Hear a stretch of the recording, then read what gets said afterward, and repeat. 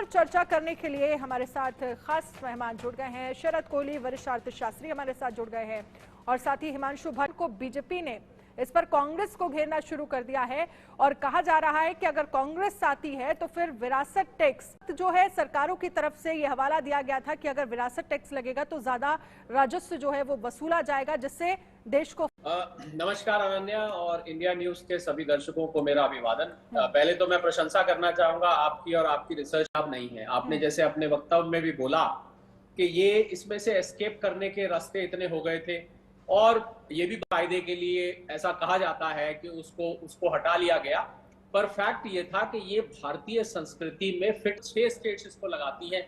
1 से 20% तक ये लगता है फेडरल लेवल पे, यानी कि वहां के सेंट्रल लेवल पे नहीं लगता। अमेरिका में 2 स्टेट पे। वो हमारी सोसाइटी से बहुत फर्क है। हमारे यहाँ फैमिली वैल्यूज होती हैं, हमारे यहाँ माता पिता ताउम्र मेहनत करते हैं। होती हैं आजकल बहुत कम शादी होती है, लिव इन रिलेशनशिप्स होती हैं।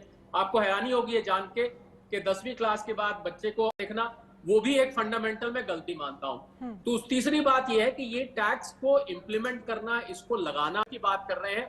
कांग्रेस ये बात भूल गई कि जो टैक्स कलेक्ट होता था कांग्रेस के ऊपर भ्रष्टाचार के और गरीब लोगों में बांटने की है, तो उस मंशा पे भी प्रश्न चिन्ह लग जाता है, क्योंकि जो हिस्ट्री बताती है, इतिहास ये बताता है कि दुनिया तक दे देते हैं।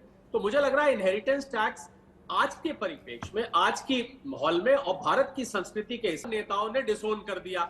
उन्होंने ये कहा कि साहब हम इसको नहीं मानते। हालांकि राहुल गांधी जी ने जब मैनिफेस्टो कुछ और कहता है, राहुल गांधी जी कुछ और कहते हैं, सैम पित्रोदा जी कुछ और कहते हैं, करने की एक डेस्परेशन जिसको बेचैनी दिखाई देती है, वो नजर साफ नजर आ रही में नहीं है। बिल्कुल ठीक बात है, मैं निर्मला सीतारमण जी की बात से सहमत हूं अनन्या, कि ये मध्यम वर्ग, हमने एक सारी उम्र लगा के एक मकान बनाया, अपने बच्चों को हम आगे देके जाना चाहते हैं, उस मकान प्रॉपर्टी को बेच के। अनन्या देखिए, दूसरी प्रैक्टिकल डिफिकल्टी क्या है कि आपको टैक्स जमा करना होता था जब, तो लगता है कतई ये मान्य, किसी भी कीमत पे ये मान्य नहीं है। ये जो सारा, अनन्या जरूरी बात बोलने जा रहा हूं, अगर आप अमीर व्यक्ति को गरीब बनाने की कोशिश करेंगे तो गरीब का आप ऐसी खैरात को लेना चाहेंगे जो कि अमीरों से छीन के आपको दी जाएगी, या आपसे ऊपर अच्छी हेल्थ केयर मिले।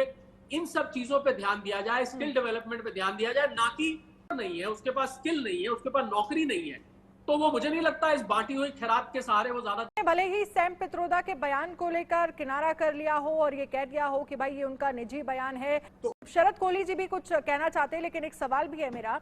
आपको याद होगा जब 1985 में इस टैक्स को हटाया गया, 30 साल तक ये टैक्स लिया गया था भारत के लोगों से।